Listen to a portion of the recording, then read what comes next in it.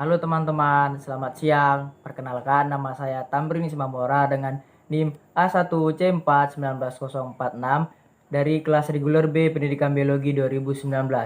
Baik, di sini saya akan melakukan praktikum dengan judul praktikum yaitu tipe-tipe telur. Adapun tujuan praktikum pada kali ini yaitu ada untuk mengetahui tipe-tipe telur pada vertebrata dan membandingkan antara beberapa spesies dengan tipe telur yang lain. Baik, di sini saya akan menjelaskan sedikit teori, yaitu telur adalah salah satu bahan makanan hewani yang dikonsumsi selain daging, ikan, dan susu. Umumnya, telur yang dikonsumsi berasal dari jenis-jenis unggas seperti ayam, bebek, dan angsa. Telur merupakan bahan makanan yang sangat akrab dengan kehidupan kita sehari-hari. Telur sebagai sumber protein mempunyai banyak keunggulan, antara lain kandungan asam amino. Perbedaan ini bisa kita lihat dari fetus atau yolk yang dimiliki. Yolk adalah cadangan makanan untuk perkembangan embrio spesies hewan tertentu. Pada vertebrata, yolk dihasilkan di dalam sel-sel hati dan diangkat dalam bentuk terlarut oleh darah ke ovarium. Tipe-tipe telur berdasarkan kandungan yolknya sebagai berikut, yaitu yang pertama ada tipe telur megalisital, adalah tipe telur yang mempunyai jumlah yolk yang sangat banyak sehingga inti dengan sedikit ooplasma terdesak ke kutub anima. Tipe telur ini berukuran besar karena kandungan yolknya. Contohnya itu pada telur Pisces, Aves, dan reptil. Yang kedua yaitu ada tipe telur centrosital, adalah tipe telur dengan kandungan yolknya terkonsentrasi di tengah dan ooplasma tampak sebagai selaput tipis di wilayah permukaan dengan pulau-pulau sitoplasma. Contohnya yaitu pada telur arthropoda. Yang ketiga yaitu ada tipe telur oligesital, adalah jumlah yolknya relatif sedikit dan tersebar merata di daerah sitoplasma telur. Contohnya yaitu pada telur mamalia.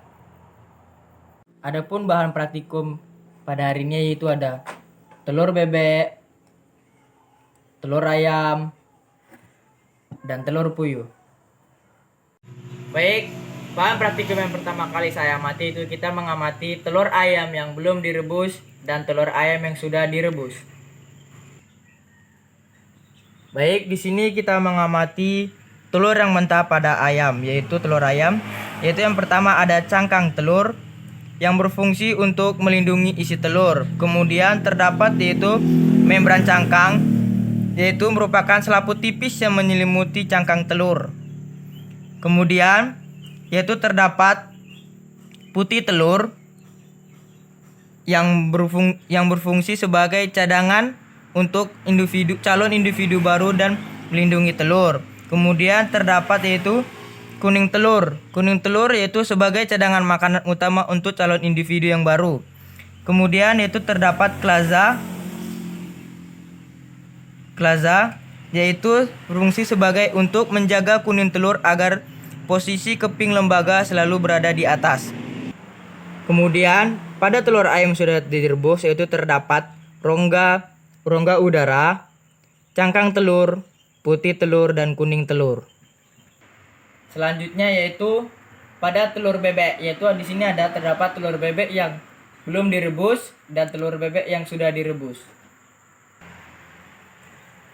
Di sini pada telur bebek sama seperti pada telur ayam, yaitu terdapat ada cangkang telur, membran cangkang.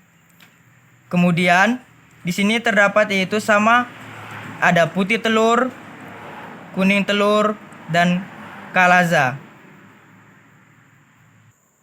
Kemudian pada telur bebek yang sudah direbus yaitu terdapat juga ada putih telur, kuning telur, dan rongga udara. Kemudian yang terakhir yaitu pada telur puyuh, yaitu ini terdapat telur puyuh yang sudah direbus dan telur puyuh yang belum direbus.